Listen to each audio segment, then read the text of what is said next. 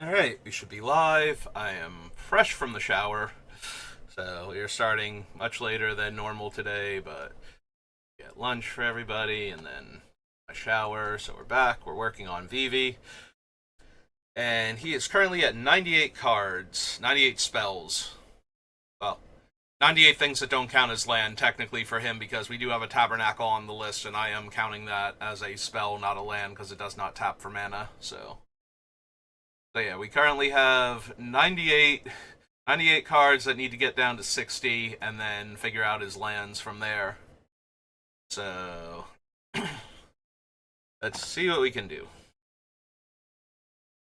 Yeah, let's start at the bottom and work up for the very first one this time. See if that helps any. Ripples of potential. I don't think we can cut any of the other ways I have to protect Vivi once he's already in play that aren't counter spells, just because he has so few. Deflecting SWAT, Guardianship both need to stay. Conqueror's Flail can potentially go. I don't actually use any equipment besides the Astrologians in my Brawl deck. But then again, Conqueror's Flail is not something that's on Arena as far as I know. Who knows? Maybe it is. Maybe it's hidden deep in Arena away from where I can see it, like the way it did with not Arcane Signet, Is It Signet and the Talisman.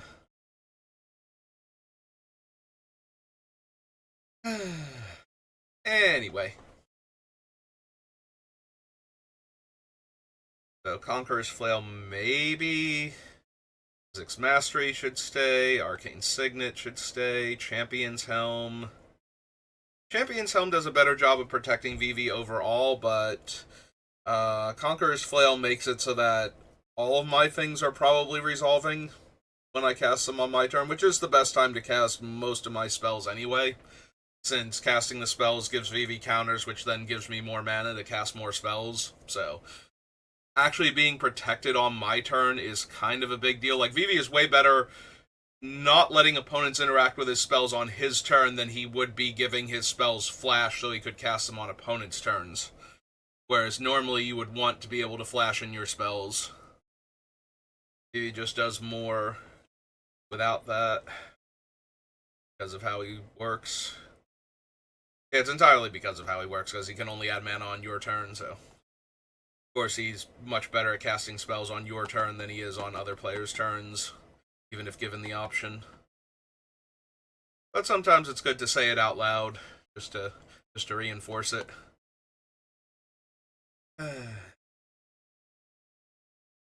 Now, given the number of times I have won casting overloaded Mizzix Mastery on Arena, makes me wonder, like, so I have Mastery, but I also have Mnemonic Deluge and Finale of Promise, whichever, the red Finale, from War of the Spark.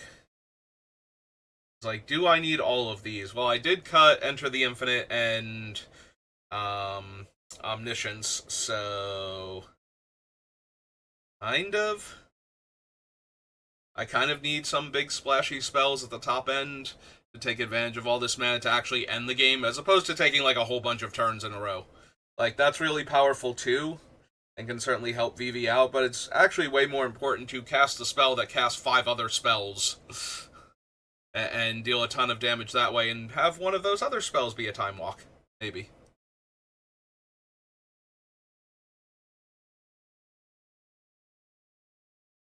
Yeah, that's what's keeping things like Harmonic Prodigy on the list, is that Vivi, you know, needs to be able to deal 40 damage instead of 25. So I feel really awkward cutting things that are helping him get there faster.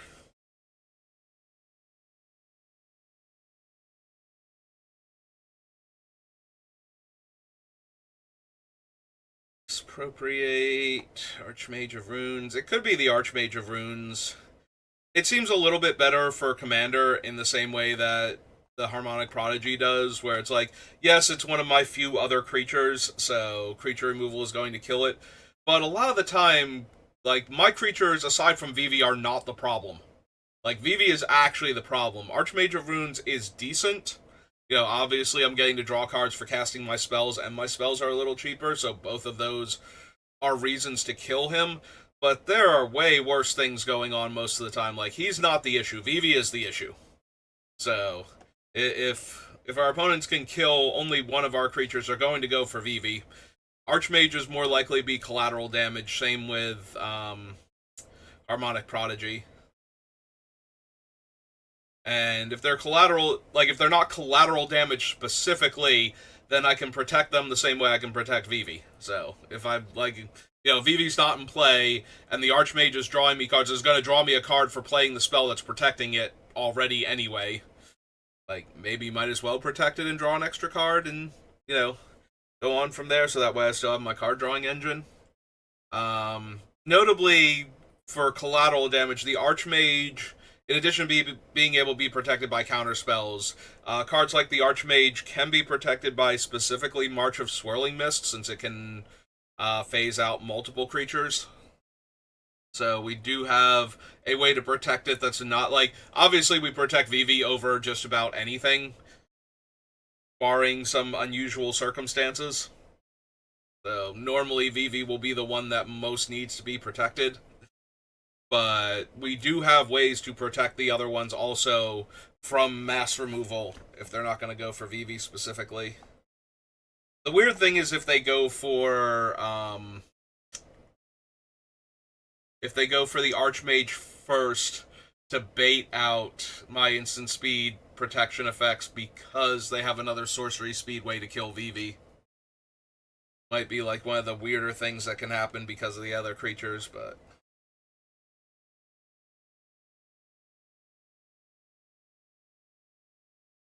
yeah, I'm not prepared to cut Emancipation yet.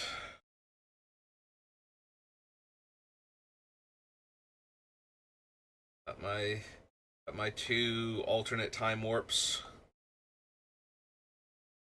Una is fine. Astrologian's Planisphere is fine. Ugin.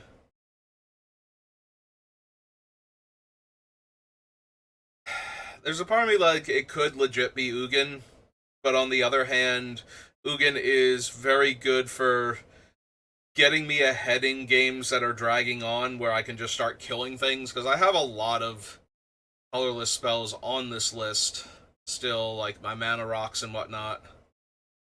So Ugin definitely has triggers, plus Sensei's Divining Top. Sensei's Divining Top and Ugin with Future Sight effects. Gonna be absolutely disgusting. I think we only have we only have actual Future Sight left, because we cut a bunch of the other ones.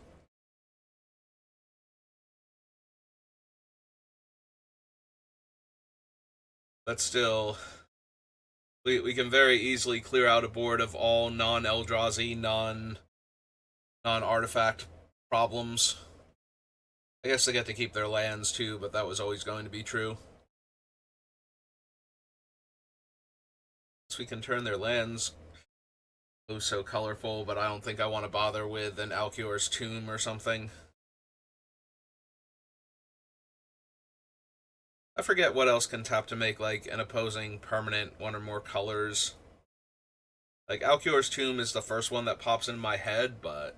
and even then, I don't remember if that one works on opponent's stuff or if it's only your stuff.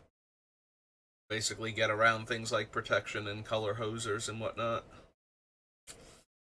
Anyway. Rang's in here for the card draw spell.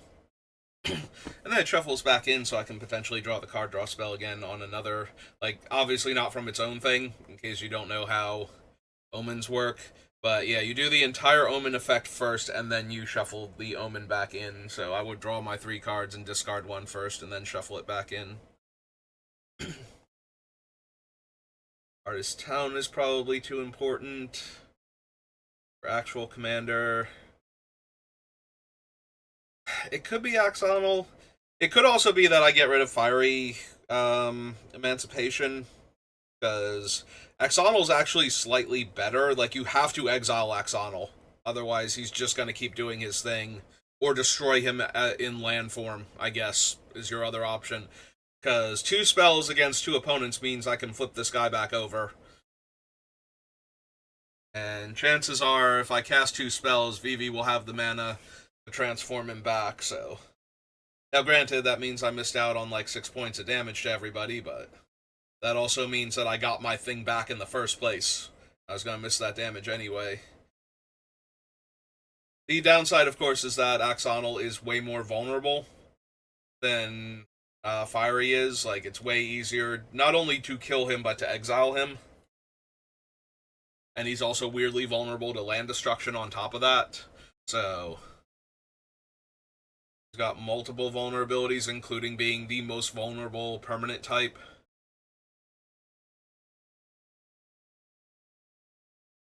So...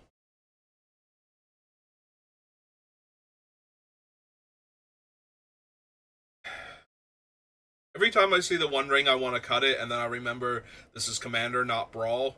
And in Brawl, I don't actually have enough time. First of all, the One Ring is the errated One Ring, so it actually costs additional mana to activate. So whereas casting the One Ring for Vivi is an immediate card draw, and then next turn 2 more cards drawn for a total of 3 cards drawn for 4 mana. And then possibly more cards after that. In Brawl, it's 6 mana to get those 3 cards, and 5 of it has to be up front, or you don't get the card draw initially.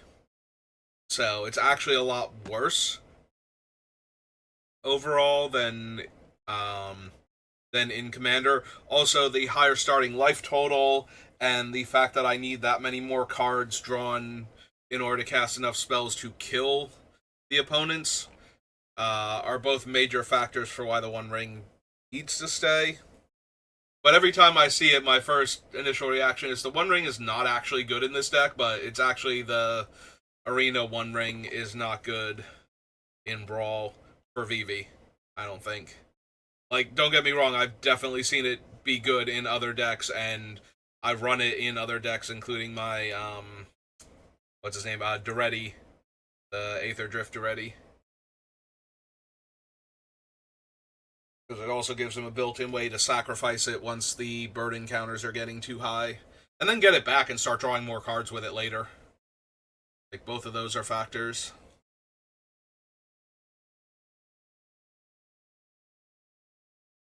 Up and slip out the back.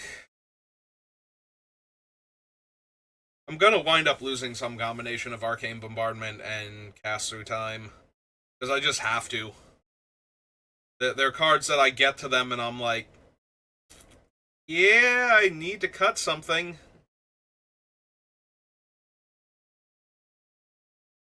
Anger, I want to stay. Memory Deluge. Honestly, every time I see Solve the Equation, I'm like, I don't actually need it. Tutors are a bit worse in Vivi. Like, he needs numbers, not specifics a lot of the time.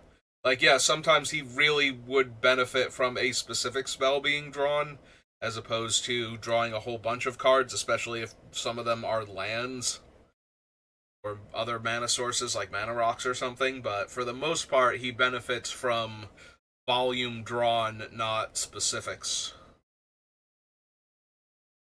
Which, again, not entirely, like, not 100% accurate. There are certainly going to be times where a specific spell would have been way better than drawing even, like a counter spell and a card draw spell and, you know, like a cantrip and something else. And now it's like, okay, I have all of these, and they're good, and Vivi's protected for a little bit, and I'll get to draw some more cards later on, but none of these were, like, a Time Walk or Mizzix Mastery specifically, when I have a ton of things in my graveyard and it would just win me the game.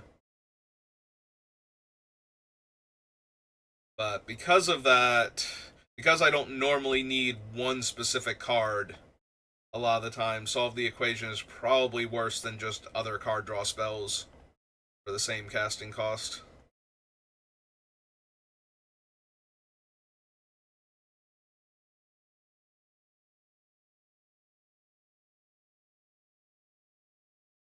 Also, I do have other tutors, but honestly, Invert and Vent is doing so much heavy lifting on both sides that it's just way too good. And the again, this is one of those from experience playing with Vivi, like casting Invert early enough to have him suddenly be 4 power and casting more spells is incredible. But also, once you get to that point where if I could just cast the one spell, I would win the game, then invent becomes the thing that I wanted to draw instead. And the fact that I have both of those stapled to one card is super helpful. Also, every once in a while, you kill your opponent's creature too with invert while pumping Vivi, and that's just magical. Best one I ever did was kill the opposing Vivi because I tried to counterspell their Vivi and they countered back. So they had Vivi in play. So I untap, play my 4th land, cast Vivi, play invert, kill their Vivi, pump my Vivi, and cast another spell. And that was just, oh my god, that was so good. Yeah, no, Vivi benefits greatly from invert and vent. So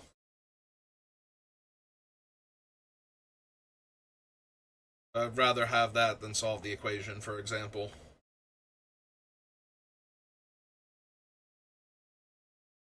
Reality Shift, Swan Song, Rapid Hybrid, Cyclonic Rift, Corporate Orb, Gambit. Yeah, most of this, we are at the point where most of this doesn't feel like stuff I can actually cut. That's really bad, honestly. Like, really bad.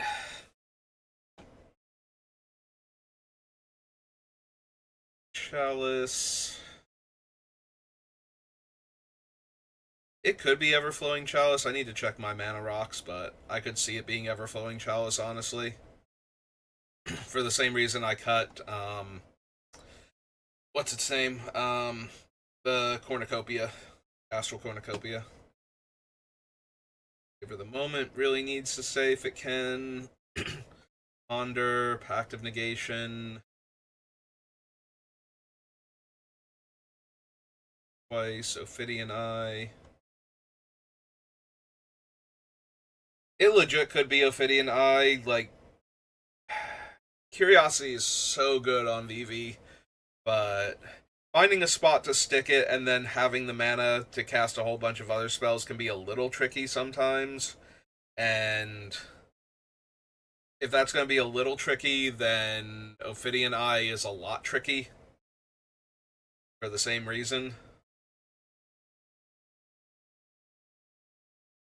The only upside is that it has Flash, so I might just be able to cast it end of turn and then untap with Vivi with it, but that seems even less likely because I need the mana to protect Vivi and the mana to cast Ophidian Eye at the same time, so I'm way more likely to just use Vivi's mana to put Ophidian Eye on him.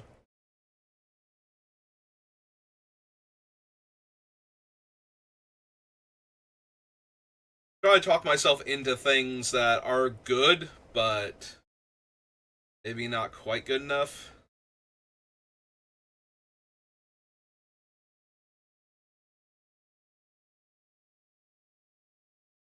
Alright, Oblivion Stone.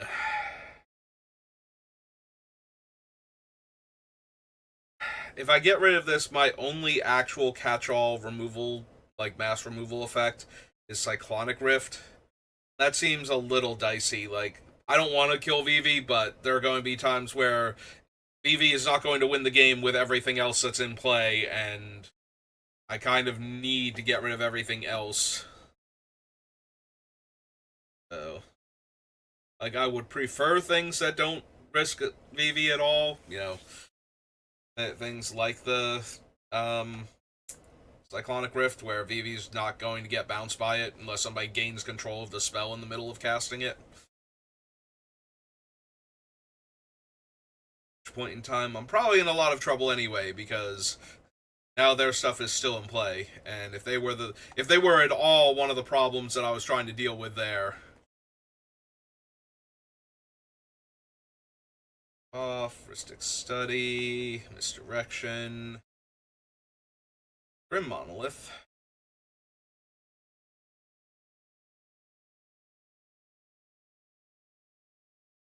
Is it Mox Diamond? Like, I put a bunch of cheap mana rocks in here because they give VV counters anyway, but if it's eating up one of my lands, then it's basically trading an extra card from my hand to have the land count as a spell for the turn sometimes, or to get the extra land into play, extra mana source into play, and have it count as a spell for VV.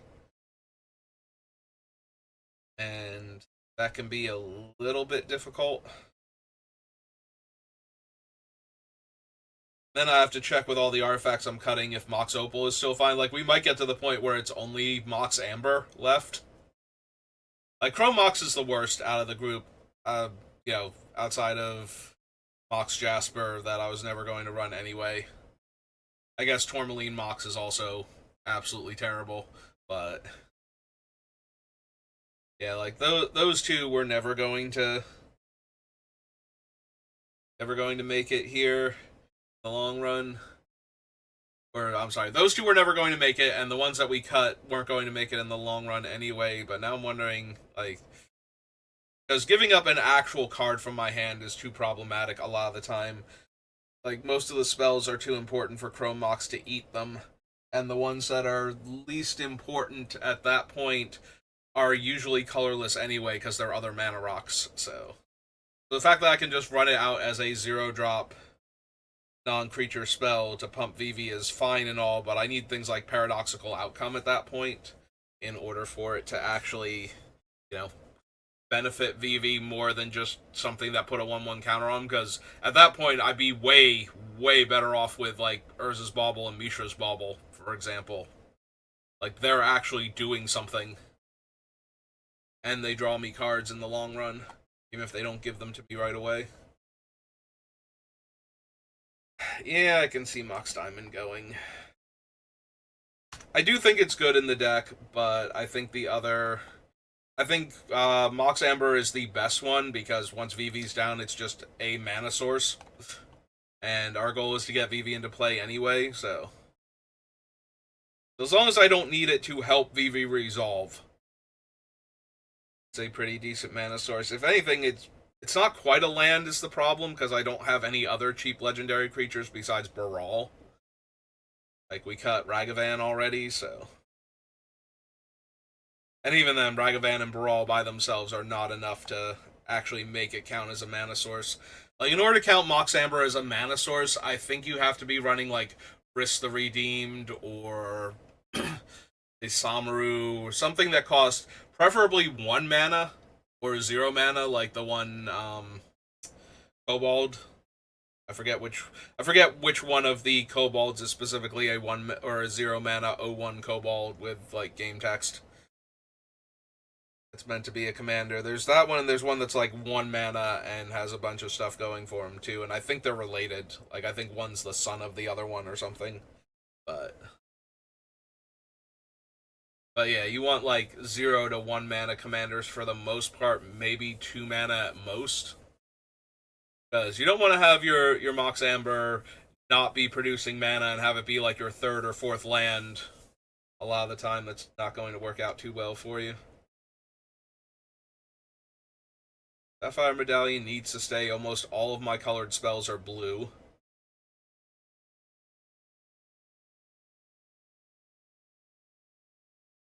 It could be Merchant Scroll, but Merchant Scroll is more efficient than Solve the Equation mana-wise. The downside is it can't get sorceries, and can't get any mono red instance, but it's like Lightning Bolt. It can't get Lightning Bolt. So, like, there's not a whole lot of mono red instance in the deck, so it's more that it can't get sorceries.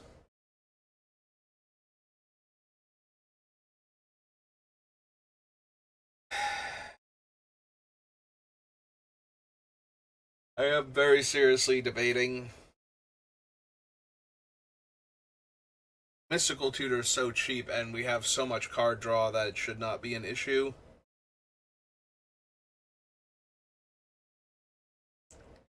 I think Merchant Scroll can stay, but I think a lot of these things can stay. We're at the point where every single card on the list is fine, and it's a question of, well, what else can we get rid of? And alright, so get rid of the Mox Diamond from down here because we're gonna cut it. We get rid of Everflowing Chalice. We still have Arcane Signet, Talisman of Creativity, Mox Amber, Mox Opal, Izzet Signet, Grim Monolith, Sapphire Medallion, Felwar Stone, Soul Ring. Yeah, no, we should be good without Everflowing Chalice too.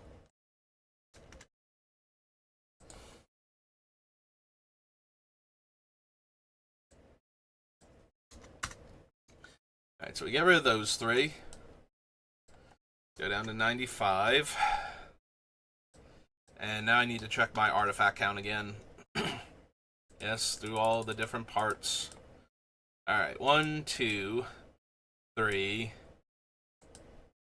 4, 5, 6, 7, 8, 9. That's the opal itself. 10, 11, 12, 13. Sorry, I was looking at the actual 13th one. 13, 14, 15, 16, 17, 18. So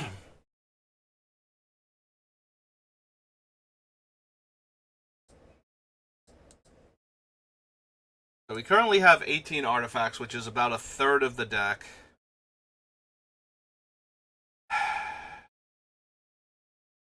Alright, we did actually get rid of these three, right? We went down to 95, so we clear this off.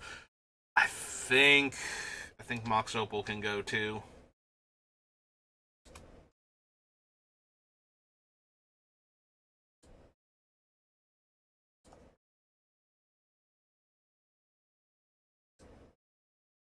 Like, they're all fine with Vivi, but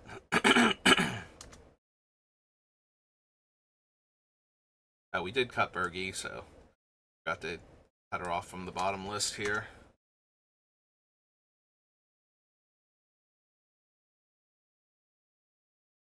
Alright, so we get rid of Mox Opal. I still need 34 cards.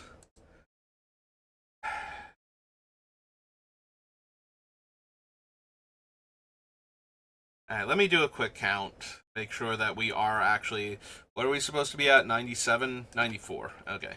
Let me make a quick count, see where we're at. So we got 1, 2, 3, 4, 5, 6, 7, 8, 9, 10, 11, 12, 13, 14, 15, 16, 17, 18, 19, 20, 21, 22, 23, 4, 5, 26, 27, 28, 29, 30, 31, 32, 33, 34, 35, 36, 37, 38, 39, 40, 41, 42, 3, 44, 5, 46, 47, 48, 49, 50, 51,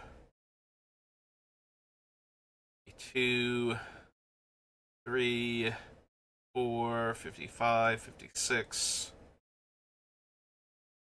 57, 58, 59, 60, 61, 62, 63, 64, 65, 66, 67, 68, 9, 70, 71, 72, 73, 4, 75, Vivi 76, 77, 78, 79, 80, 81, 82, 3, 84, 85, 86, 87, 88, 89, 90, 91, 92, 93, 94. Our count is accurate. I was really hoping that we were at like 84 somehow, like I had forgotten to go down a tens digit or something, and really scared that we were still at like 104 or even like 95.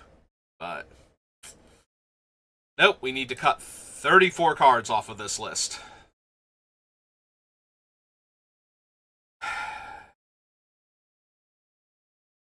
Alright, so I have slightly better removal, like, that can kill any creature. The Lightning Bolt is nice to be able to go face or kill a Planeswalker or something, but I have, Reality Ripple, or not Reality Ripple, Reality Shift, and I, bothered with Rapid Hybrid here because you run into bigger, more important things to kill in Commander than I think you do Brawl. Now, granted, there have been times in Brawl where I've had Lightning Bolt in my hand and been looking at a 4 or 5 toughness creature that I really needed off of the board. But still.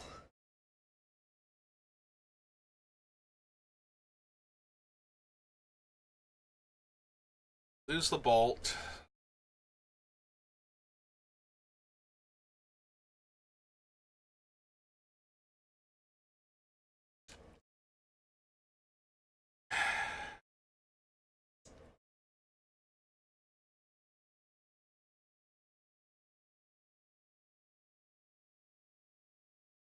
Maybe we do lose the tutors, like, both of them. Vivi's just got so much card draw and a lot of redundancy in his cards.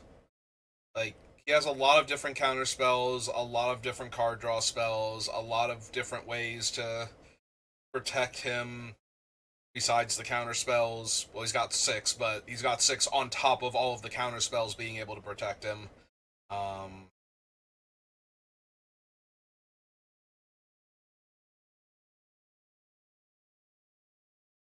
yeah, I could see losing the tutors and just letting him go naturally. Like, maybe play with the deck in this incarnation a bunch, see if I actually need them. Like, I almost feel like I should have a little sublist going of things that I cut at this point that's like, maybe pull these out also so I can adjust Vivi if he's not playing particularly well. I don't know when I'm going to actually be able to get around to building him, honestly. Like, it's still a mammoth proposition to build a deck, and I've not gotten, like, I've played a little bit at the pre-releases, either in between rounds or because there were no rounds lately.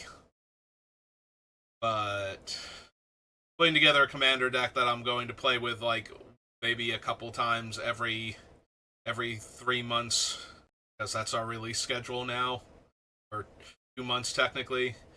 Oh my god, I hope they slow down next year. I don't want to. I don't want to see more than 4 sets. I don't even want to see 4 sets. I want to see 3. Like, please, just give me 2 Magic sets and Universes Beyond. That I'll and like 5 total Commander decks and no Jumpstart. Like, either 5 Commander decks or the Jumpstart, one or the other. Don't hit me with both. Maximum like 2 Commander decks per thing. I mean, let's be honest. It would be the 5 Commander decks for the year, and then like 4 Commander decks for the Universes Beyond product, whatever it is. But I know that's not what we're getting. We're getting like some obscene number. Supposedly, we're getting like multiple Marvel sets next year. Like, that's why we're getting the Soul Stone now, is because the other Marvel sets will have the other Infinity Stones in them.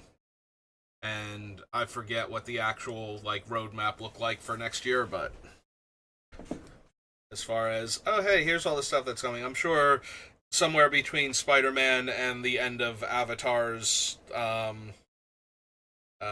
spoiler season, we'll have seen the roadmap for next year, like what all the sets names are and everything.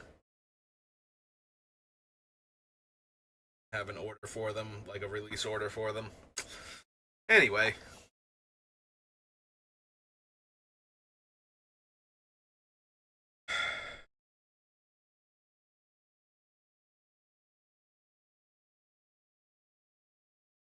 You know what? I always wind up cutting Rhystic Study from my decks.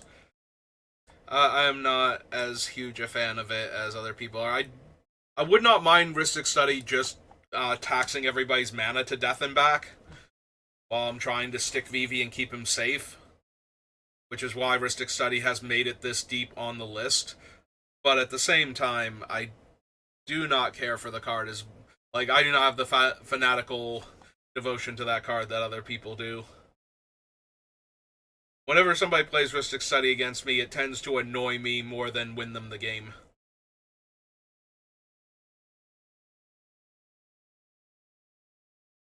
Or it wins them the game because other people are giving them way too many cards in order to cast their spells.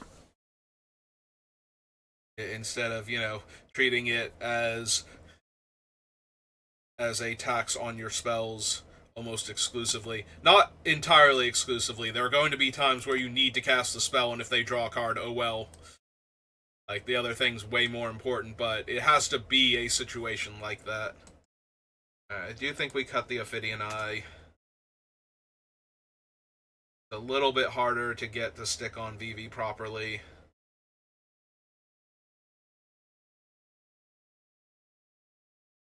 The other thing is, if I'm gonna make cuts, I need them to be like everything that I cut from this point forward is going to be something that I kind of wanted in this deck to try out.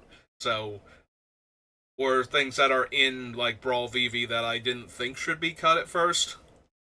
Like those are the two things that we're cutting now is things that I really want to have in this deck but I don't have room, and things that are in Brawl Vivi that I thought should stay in, but now that we're at this point, it's like maybe we can argue that the other things make up for it.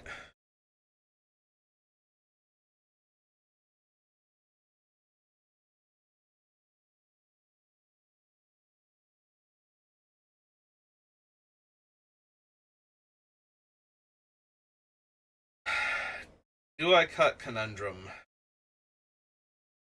Tripping up other players' mana is helpful in keeping them in check, but at the same time, I I don't really care about what other players are doing as long as it's not killing Vivi, basically. If you're not stopping me from winning, I don't really care how you are winning. I'm going to be able to sprint to the finish line once I get going. I just need to actually get going, so I'm more concerned about stopping other players from getting going faster than me than I am about them doing their cool thing as long as I get to do my cool thing before they win.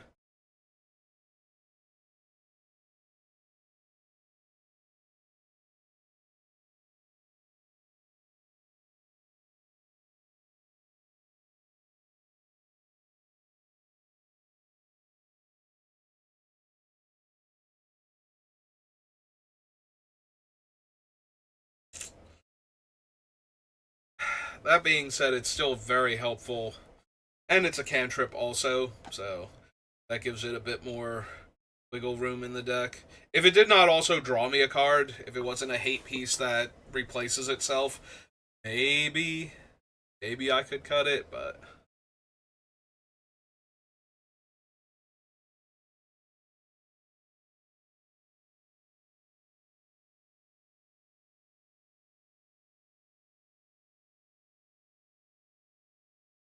I do really like Hullbreaker Horror in this deck, but that could be another one where it's better in Brawl because it only has to contend with one player trying to stop it.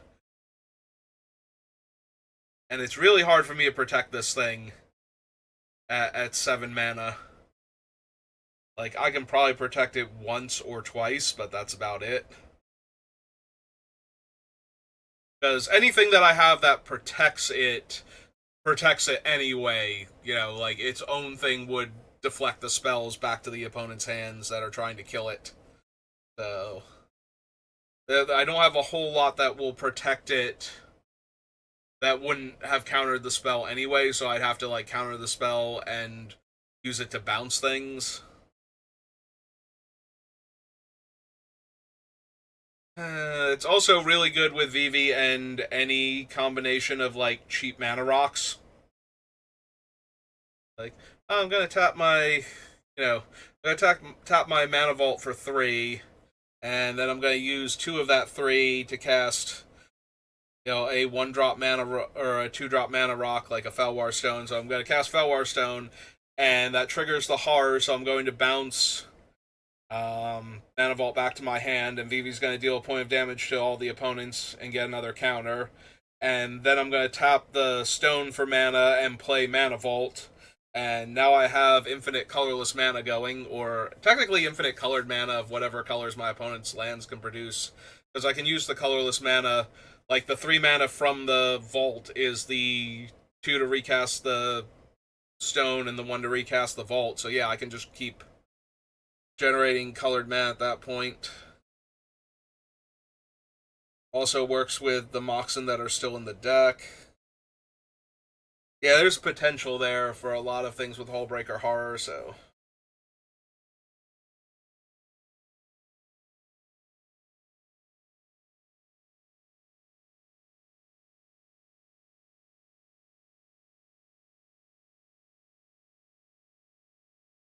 This needs to stay. Offer You Can't Refuse should stay in. I think Cast Through Time goes before Arcane Bombardment. Because Cast Through Time is only another copy of the spell every time I cast that specific spell. Arcane Bombardment is every time I cast any spell, I get copies of anything that it's absorbed so far.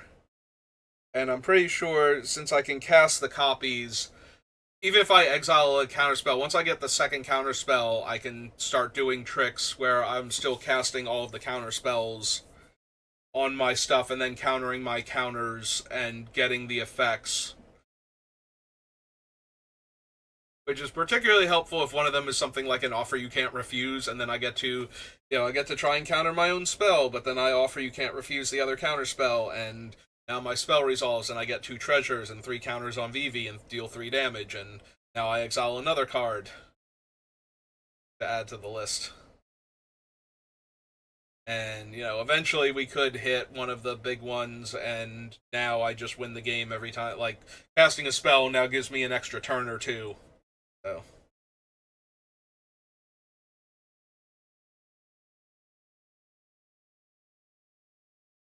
God forbid something like Demonic Deluge, where it's like, okay, I'm going to exile one of the spells I don't want to get hit by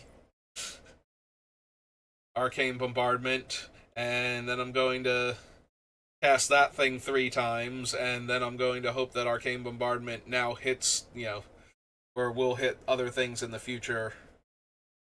I take out the problematic spells.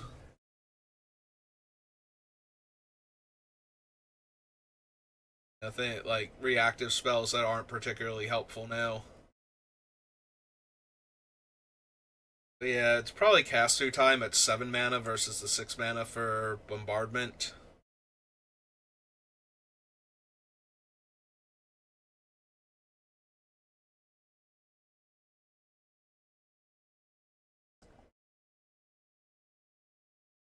Alright, 1, 2, 3, 4, 5, 6.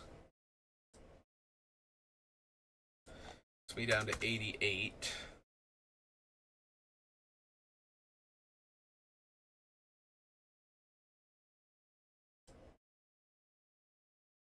Come down here.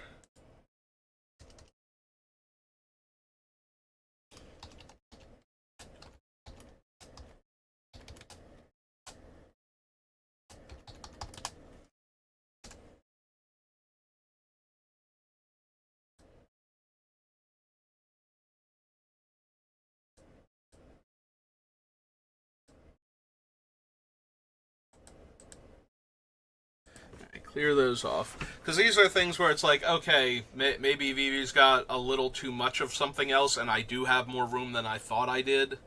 And we can add in one of these cards.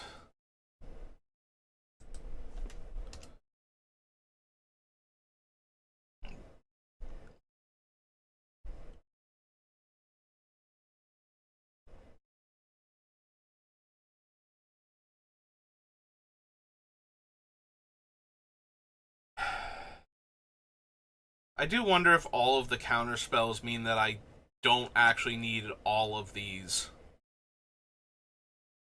Like, maybe I can lose Eel Umbra also.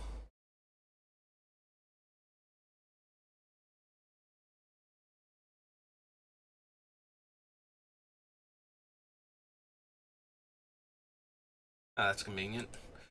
The other one was cast through time. Okay.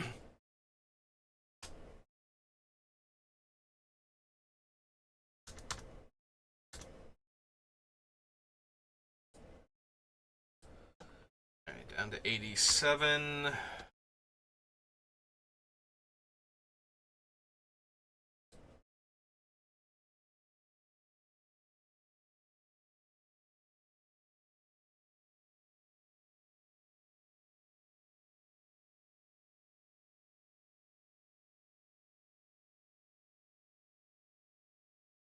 If I'm cutting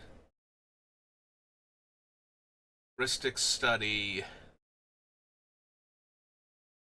then Tabernacle I think goes down a bit. Like, Tabernacle cutting off the decks that have, like, large numbers of creatures from being able to cast their cheap removal spells because they're upkeeping too many creatures is a possibility.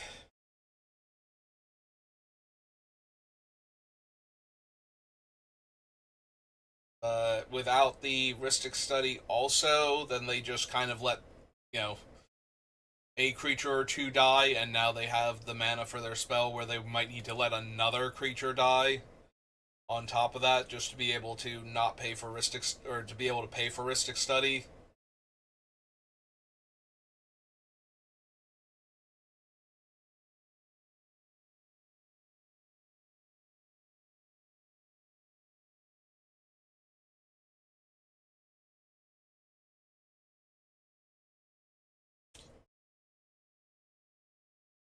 Yeah, I can see Tabernacle going because of that. Also, that helps cutting, you know, like the. I think it's at least $1,000. It's probably more than that at this point, but I haven't had to price it in forever.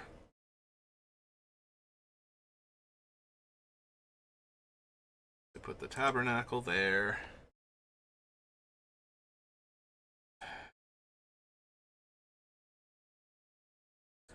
What else can we...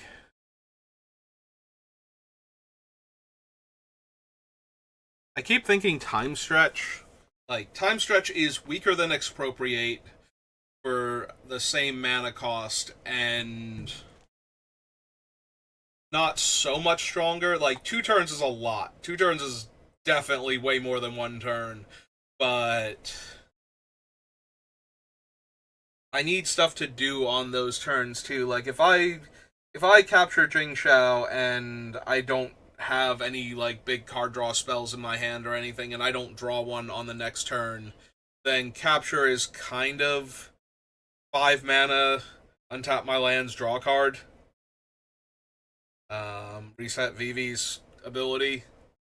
And if we spend 10 mana to do that twice, except Vivi doesn't even get the second counter.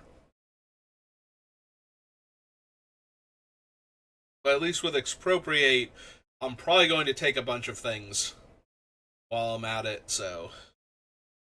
While taking the extra turn. So I might just be able to grab stuff that will give me what I need, and if people can't afford to let me grab stuff, then I'm getting more turns on top of that, and yeah, I can see Time Stretch being the actual weakest one because it's a 10 mana sorcery.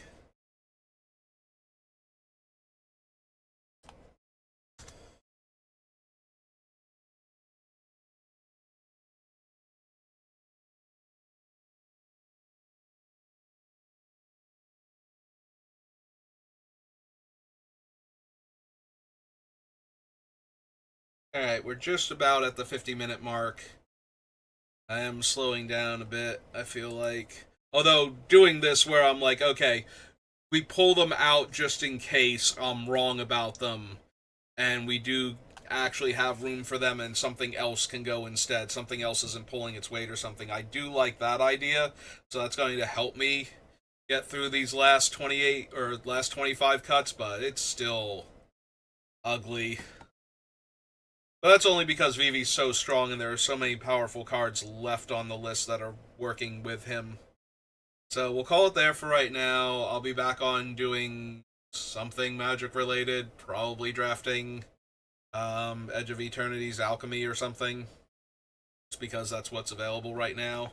And later on tonight, I should be back to Baldur's Gate 3. I wanted to take a break because the area I'm in is super complicated, and I don't want to like work on it for like an hour or two and then leave and have to remember exactly where I was and what I'd done already in it. So yeah, we'll call it there for right now. So thank you for watching, and I will see you next time. Have a good rest of your day.